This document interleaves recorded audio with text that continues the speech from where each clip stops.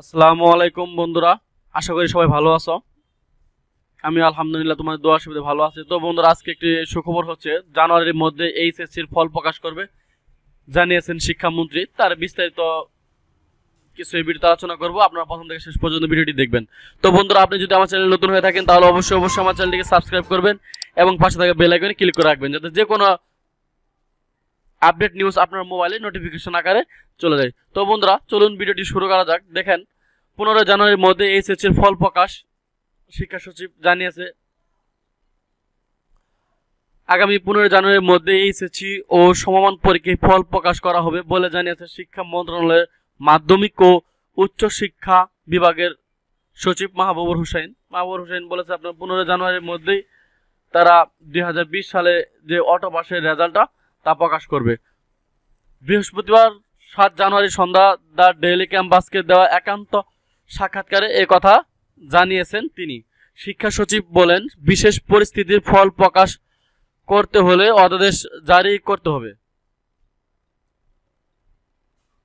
চলতি সপ্তাহে মন্ত্রী পরিষদের বৈঠকে না হওয়ায় অধ্যাদেশ জারি করা সম্ভব হয়নি, তবে আগামী সপ্তাহের শুরুতে অধ্যাদেশ জারি হয়ে যাবে। মধ্য জানুয়ারির মধ্যে ফল প্রকাশ করা হবে।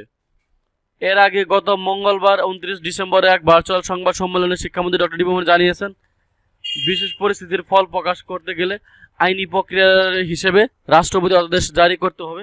অধ্যাদেশ জারির পর ফল প্রকাশ করা হবে।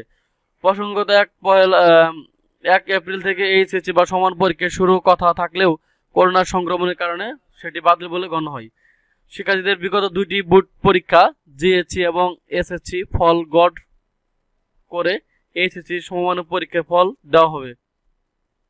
এক্ষেত্রে জিএসসি ও জিডিসির ফলাফলকে 25 এবং এইচএসসির ফলকে 75% বিবেচনা নিয়ে ফল প্রকাশিত হবে। তো বন্ধুরা, জানুয়ারির মধ্যে মনে হয় আপনার এইচএসসির ফলটা প্রকাশ হয়ে যাবে, যেহেতু আপনার শিক্ষা সচিব বলেছেন। তো আরো আপডেট নিউজ পেতে অবশ্যই আমার চ্যানেলটিকে সাবস্ক্রাইব করে রাখবেন এবং 15 তারিখের মধ্যে যদি আপনার এইচএসসি ফল প্রকাশ হয় তাহলে অবশ্যই আমার এই ভিডিওর লিঙ্কে গিয়ে অনায়াসে রেজাল্ট দেখতে পারবেন। তো বন্ধুরা, পরবর্তী কোনো ভিডিও দেখার আমন্ত্রণ জানিয়ে এখানে বক্তব্য শেষ করছি। খুদা হাফেজ।